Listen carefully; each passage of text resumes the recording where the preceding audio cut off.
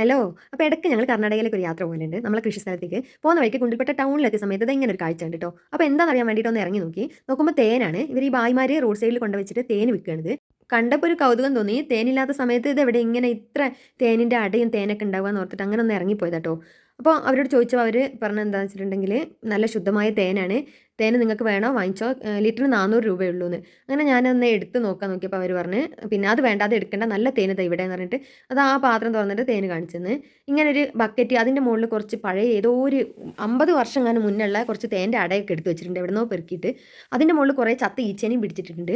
പിന്നെ അവർ ബക്കറ്റ് തുറന്ന് കാണിച്ചു തന്നപ്പോൾ അതിൽ ഫുള്ള് ചത്ത ഈച്ചയും പ്രാണി എന്തൊക്കെയോ ഉണ്ട് ഒരുപാട്. അപ്പോൾ ഒരു ഫ്രഷ്നെസ്സിന് വേണ്ടിയിട്ട് കുറച്ച് പച്ച ഇലകളും പറിച്ചിട്ട് അതിൻ്റെ മുകളിൽ ഈ അട വെച്ചിട്ടുണ്ട്. അപ്പോൾ ഇത് എവിടുന്ന് കിട്ടിയെന്ന് വെച്ചപ്പോൾ അപ്പുറം ഒരു കാർഡ് കാണിച്ചു. ആ കാർഡ് തന്നെ കിട്ടിയെന്നാണ് അയാൾ പറഞ്ഞത് ട്ടോ. ഈ ബായ് കള്ളനാണ്, ശുദ്ധമാണെന്നാണ് പറഞ്ഞത്. ഇതൊക്കെ എന്തോ കെമിക്കൽ വെച്ചിട്ട് പറ്റിച്ചുണ്ടാക്കുന്ന സാധനം, വെറും പഞ്ചസാര സിറപ്പാണ്.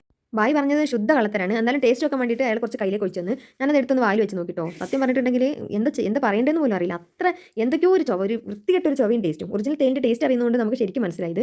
അപ്പോൾ ഇപ്പോൾ ഇത് കർണാടകയിലാണ്, നാളെ നമ്മുടെ നാട്ടിലും വന്നേക്കാം. അപ്പോൾ എന്തായാലും ഇത് വാങ്ങി കഴിക്കുന്നവർ നമ്മളെ കുട്ടികൾക്ക് വിഷമാണ് കൊടുക്കുന്നതെന്ന് ശരിക്കും ശ്രദ്ധിച്ചിട്ട് വേണം ഇത് വാങ്ങിക്കാൻ വേണ്ടിയിട്ട്. നമ്മുടെ മക്കൾക്ക് അസുഖം മാറാൻ വേണ്ടിയിട്ട് നമ്മൾ മരുന്നിനോട് കൂടെ ചേർത്ത് കൊടുക്കുന്നതാണ് ഈ തേന്. ഇതിൽ കെമിക്കൽ മായോ ചേർത്തിട്ടുണ്ടെങ്കിൽ പിന്നെ മക്കൾ തന്നെ ബാക്കി ഉണ്ടാവില്ല. അതുകൊണ്ട് ഇങ്ങനെയൊക്കെയുള്ള സാധനങ്ങൾ വാങ്ങിച്ചു കൊടുക്കുമ്പോൾ 100% നന്നായിട്ട് ആലോചിച്ചിട്ട് വേണം കേട്ടോ. ഈ വീഡിയോ എത്രയും പെട്ടെന്ന് എല്ലാവരിലേക്കും ഷെയർ ചെയ്ത് കൊടുക്കണേ. ഇങ്ങനെ ഒരു കച്ചവടം നാളെ നമ്മുടെ നാട്ടിലും വന്നേക്കാം. ഒരാളും ഇത് വാങ്ങിയിട്ട് വഞ്ചിതരായി പോകരുത് കേട്ടോ.